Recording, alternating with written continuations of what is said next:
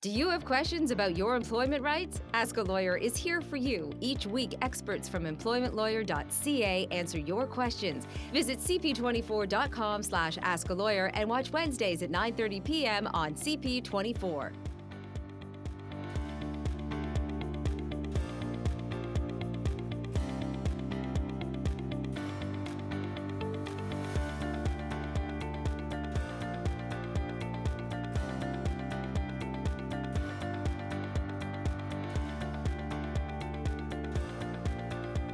If you're not sure what your workplace rights are, this is the show for you. Welcome to Ask a Lawyer. I'm your host, Dana Levinson. Every week, we shatter myths and clear up the confusion about your employment rights in Canada and how to get the advice and compensation you need. Joining us is employment lawyer Lior Sampiru, partner at EmploymentLawyer.ca. Before we get to today's questions and phone calls, Lior, why don't you tell us why you feel it is so important that all Canadians know their employment rights, and perhaps talk to us a little bit about a case that you had this week. I can tell you, Dana, that since we started doing this show, a lot of people call me with questions. They see us on TV and they learn something that they didn't know, or maybe they realize that some of the things that are happening in the workplace are not as they should be. And that is the whole point of us being here, to educate the public. We have great employment laws in this province. Unfortunately, not everyone knows what they are. So we're trying to kind of even out the playing field here to make sure that people know if they're facing a workplace problem, if they're facing a workplace where maybe the laws are not being complied with, that they know what to do, they know what their rights are, and there are things that they can do. Law can't help you unless you give it a chance, unless you know what it is. And on this show, we talk about anything from workplace harassment to losing your job to overtime, you name it, we cover it all on this show. So let me give you an example of a situation that came across my desk over the past week, and it's a good example of some of the misconceptions that people may have about employment law.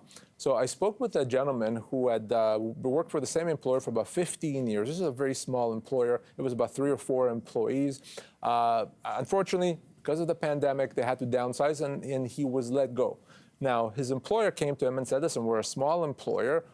We understand that we don't have to pay severance because we're a small employer. We're going to offer you 2 weeks to be nice, and that's it. And he did some research online, and it sounded to him like that was correct. Mm-hmm. Now, the good thing is he did what we should all do, and he listened to his significant other. And his significant other said, you really got to get some legal advice. So he called me. And he wanted to know, well, wait a second, am I owed something? I've been working for this employer for some 15 years, small company. Well, there's a big misconception out there, Dana, that severance is something that only large employers have to pay, that maybe only if you have a payroll of a certain size. That is wrong. That is false. All companies have to pay severance. Doesn't matter if you have 1 employee or 1,000 employees, severance has to be paid. And for this gentleman, that meant as much as 18 months of severance. 18 months. He was offered 2 weeks' pay. Sure, he was happy that he had listened to his significant other. Mm-hmm. But there's an important lesson there, and other than listening to your significant other, and that is that you always have to get some advice. Don't assume, certainly when it comes to something as important as your legal rights in the workplace. So get advice, talk to a lawyer, make sure that you follow up on those rights. You may be surprised to know what those rights are. Okay, if you want to get in touch with Lior and his team, you can call 1-888-861-4555, email ask@employmentlawyer.ca, or visit their website, employmentlawyer.ca. We want to kick things off now by taking our first call. Lior, these calls come into you from your radio shows across Ontario and Canada, where you take questions live from listeners about their employment law issues. Take a listen. I worked 25 years for a large manufacturing company, and I had a nervous breakdown. I was called in to sign an agreement for 8 weeks and 2 weeks let-go pay. Does that sound right? Or I needed the money, and I needed medication and stuff. What do you think? So this is, it ties in really well to what we were talking about before in terms of the person's rights on termination. So let's be very clear, the longer you work, the more severance you're owed, the more compensation you're going to be owed. And the question becomes, after 25 years, that's a very long time, is 10 weeks, 8 plus 2, is that all he's going to be owed? Well, I hope our regular viewers know that that's nonsense. He's owed much, much more. So let me show you how anyone at home can find out right now how much severance they're owed, the real amount, and let's use that tool to do the calculation here. I'm going to send everyone to PocketEmploymentLawyer.ca. Again, it's PocketEmploymentLawyer.ca. And let's use our severance calculator tool. And let's see how much severance this person is actually owed. So we know that this person's been there for 25 years. He's 53 years of age, was offered 10 weeks. You see on the screen right there, he's owed anywhere from 20 to 24 months of severance. That's up to 2 years of severance. Assuming a salary of some $70,000, that could be a difference of $130,000 right there. It's not even close. There's potentially other human rights issues if he was let go because of his medical condition. So definitely, that's a person that should not accept that severance offer, not even close. Wow. Okay, Lior, thank you. That is great explanation. Let's take a short break, and when we come back, employment lawyer Lior Samfiru from EmploymentLawyer.ca will explain what's true and what's false regarding maternity leave rights for employees. Stay with us.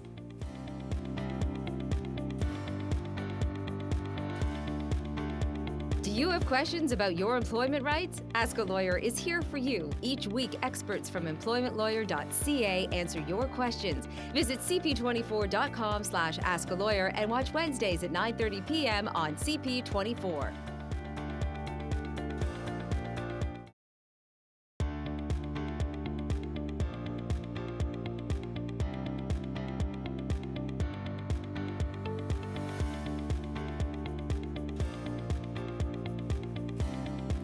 Welcome back to Ask a Lawyer. Employment lawyer Lior Samfiru from EmploymentLawyer.ca is answering questions about your workplace rights.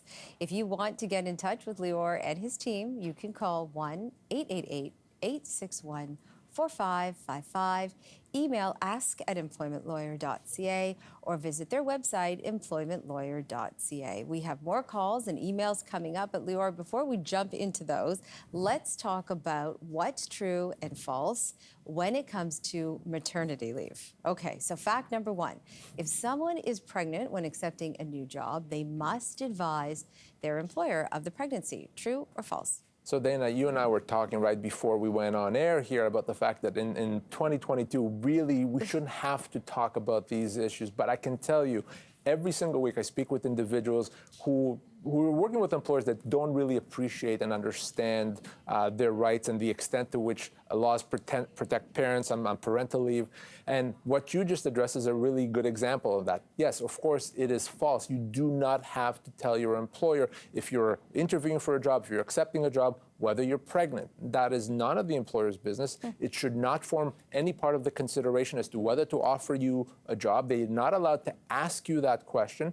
And if you're pregnant and you're going to a job interview and you don't tell them, and you tell them when you're ready to tell them after you've accepted the job, that is absolutely fine. In fact, I would recommend doing that. It would be almost, unfortunately to me, unrealistic to think that an employer is not going to hold it against the employee, as illegal as that is. So I would not say anything. I would take the job and make sure that no one does anything to you because you're pregnant.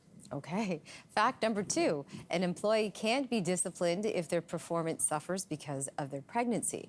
True or false? Well, that is absolutely true. And remember, you know this, and everyone knows this, that you may have some situations where you can't do your job exactly as you used to if you're pregnant. You may be moving a bit slower. There may be other health issues, and that is fine. And your employer must accommodate that. So what I tell an employee to do, if your pregnancy is impacting your ability to do your job, tell your employer. Make sure that they understand that that's why. It's not that you're not working hard. It's not that you don't care that there is issues or that the pregnancy is the one impacting that. If they need, even provide a doctor's note.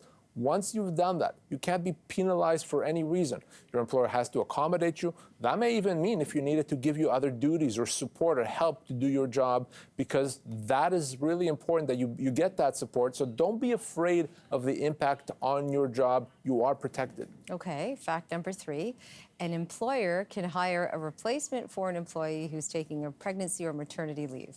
True or false? That is true. An employer is still allowed to run its business, even though an employee may be off on a parental leave. So that may mean replacing that employee or bringing someone to do the work while they're off. So the fact, by the way, that you may be off on a parental leave and another person is now in there doing your job does not mean your employer is doing anything wrong or illegal. At that point, your employer is allowed to have someone in to do that job.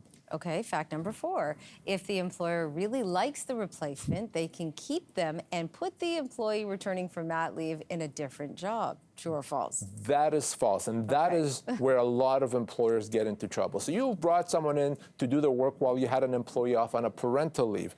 That's fine. But once the employee, father or mother, comes back from parental leave, you have to give them the same job, the same responsibilities, the same pay, well, the same everything. What you cannot do is to say, well, we have someone else now doing this job, we're going to give you a different job.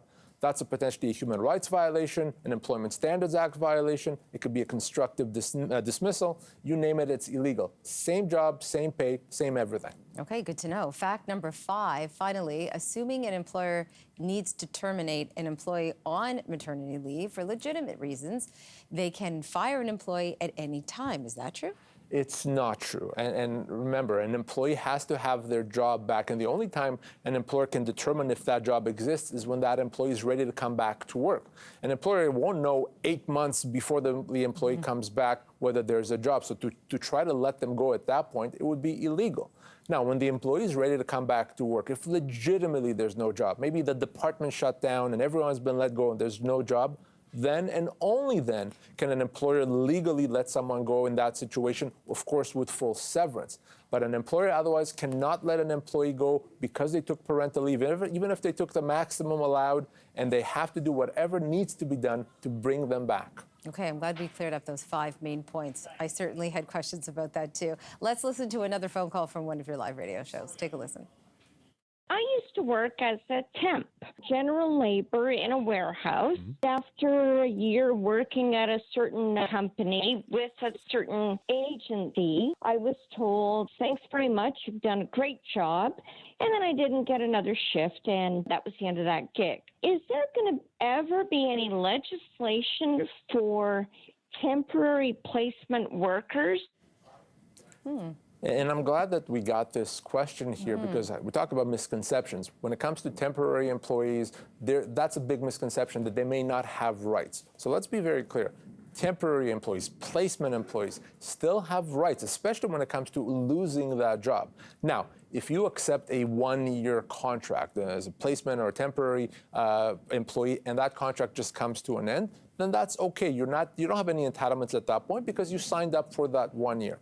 But if you take a job without a definite end date and after a while they decide to end that relationship, then you're going to be owed severance like any other employee. And calling you a temp is not going to change that. So yes, bottom line is temp employees, temporary employees still get severance. And I've represented many temp employees over the years where they were working, everything was fine. All of a sudden that job ended, they were left with no job. Well, guess what? Severance has to be paid. And depending on the length of employment and other factors, just like anyone else, that could be as much as 24 months' pay. Wow, okay. Let's take a short break. And when we come back, Lior from EmploymentLawyer.ca will discuss working notice and the consequences of a shrinking sales territory. That's next on Ask a Lawyer. Stay with us.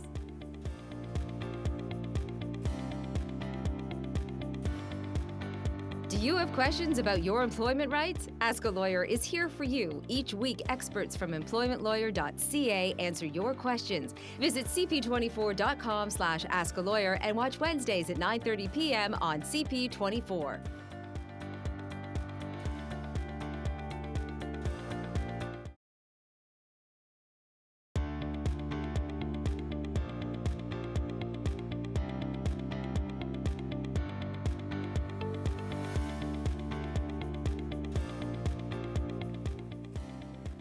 Welcome back to Ask a Lawyer. Lior Simfuru from EmploymentLawyer.ca is taking questions about your workplace rights. If you want to get in touch with Lior and his team, you can call 1-888-861-4555, email ask@employmentlawyer.ca, or visit their website, employmentlawyer.ca. We still have lots more to discuss. Here's another call from one of your radio shows. I've worked for a company for 10 years. I'm 61. I'm a server. We were given written working notice. We will no longer be employed. I was just wondering if I'm entitled to severance or am I working for my severance now? That's a great question. It is a great question, and this idea of working notice comes up very often. So an employer is able to give working notice instead of severance. So using an example, if someone is owed 6 months severance, an employer can meet that obligation by providing 6 months advance notice of the termination of employment. And if the employer gives sufficient notice, then no severance has to be paid. The problem, of course, and I see this every single day, is that the amount of notice given is insufficient, which means the employer has to make up the difference on the back end by way of severance. So you may have received working notice, and that does count towards your severance, but it may not be enough. So for this particular person that we heard their call, let's actually see how much severance she should be getting. We're going to go back again to EmploymentLawyer.ca. We're going to use our severance calculator tool, and let's see how much severance the actual amount should be. And you can do that at home, by the way, as well. So we know that this person is a server at a restaurant, been there for 10 years, 61 years old. We don't know how much notice she got, but we can see right on the bottom of the screen that what she is owed is 12 months. That means either 12 months severance, 12 months notice, or a combination of notice and severance that together adds up to 12 months. If she receives less than that, then she's owed the difference. The employer has to pay for that. It's as easy as that to find out how much severance you're owed. If any of our viewers want to know how much severance they're owed, they can grab their smartphone, tablet, go right now to PocketEmploymentLawyer.ca, use that severance calculator, find out in seconds. Okay, let's jump to another question. This one from one of your live streams in Facebook and YouTube. You can find by going to @stlawyers.ca. The company is shrinking the size of my sales territory. They said I underperformed last year and have to work harder if I want to get my old territory back. This change is going to gut 40% of my commission. Can they do this? That answer is an emphatic no, Dana. Absolutely not. An employer cannot reduce your pay by 40%. In fact, anything over 10% is in that no territory. Anytime you're looking at a pay impact that's that significant, the words constructive dismissal should come to mind. We've talked about this before on the show. An employer cannot make such a significant change. And if they do, you can choose to treat that as a termination of your employment and get severance. And that's true even if the company thinks that someone else could do a better job than you. It doesn't really matter.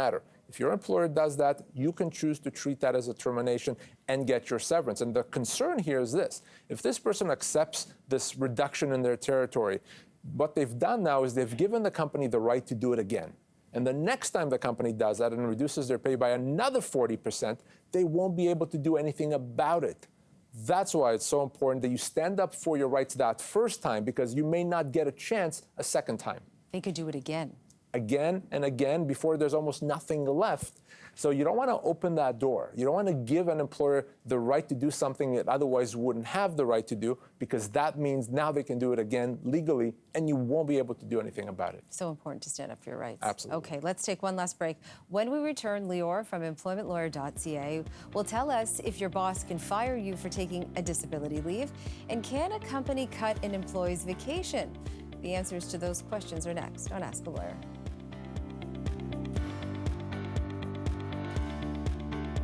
Do you have questions about your employment rights? Ask a Lawyer is here for you. Each week, experts from EmploymentLawyer.ca answer your questions. Visit cp24.com/askalawyer and watch Wednesdays at 9:30 p.m. on CP24.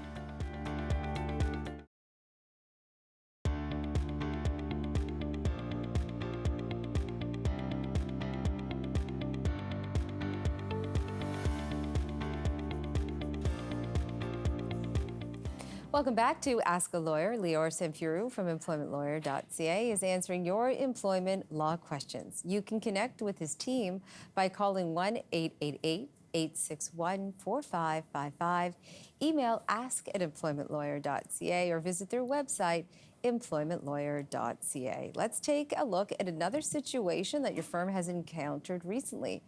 My doctor is telling me to take long-term disability to deal with health issues. This makes me nervous because last year my boss fired a coworker because they took a disability leave. What happens if I'm fired too? So let's be very clear about this. And this is a common question that I get. You cannot legally be fired because you're taking a disability leave. It's as simple as that. It's illegal. It's a human rights violation. You have a right to be off as long as you need to be, as long as your doctor says that you need to be off, whether that's a day, a month, a year, or longer. And an employer that tries to terminate someone's employment in that situation is going to face some very stiff legal consequences. Keep in mind, it's your doctor's decision ultimately if you're going to take a leave. You can't decide, I'm going to be off. If your doctor says you need to be off, you can provide your doctor's note. Your employer can't question that. They can't ask for your medical file. They can't ask for a second opinion. They have to ultimately do what your doctor says. And if they don't do that, again, that's illegal. When you're ready to come back to work, then and only then do we make sure that your employer gets you your job back. If they don't, it's a human rights violation. Again, it's a wrongful dismissal. So I wouldn't worry about that. Do what your doctor says. Work on getting better and healthy. Yes. And trust the law here. Okay, we have time for one more scenario that your team has come across recently. The company gave me unlimited vacation the last 5 years. New management has eliminated that program, and now I'm only getting 3 weeks. We're also losing other key benefits. What are my rights? This is common. It is common, and we were talking about that. Let's talk about the vacation first. The question is going from unlimited vacation to, say, 3 weeks vacation, is that a significant enough of a change for it to be illegal? And the answer is it's probably not. It's a significant change, but probably does not rise to the level of constructive dismissal. So probably something an employer can get away with it. But if we take that and see what other benefits have been taken away, combined, yeah, we may be looking at a constructive dismissal. So, the devil's in the details here. If you are facing significant change, maybe it's 1 or 2 or 3 or more changes, together they could rise to that level of constructive dismissal. That's why it's so important to get legal advice in that situation. Always so important to get legal advice. Lior, thank you so much for being here today. You can catch legal experts from EmploymentLawyer.ca on Ask a Lawyer every Wednesday on CP24. For more information on this show and EmploymentLawyer.ca, visit cp24.com/Ask a Lawyer. If you would like to have your employment law questions answered live on the air, tune in to Employment Law Show, hosted by Lior every Sunday from 1 to 2 p.m. on News Talk 1010. Join us next week as we delve into bad severance offers and how to avoid them. Thanks for watching. See you next time.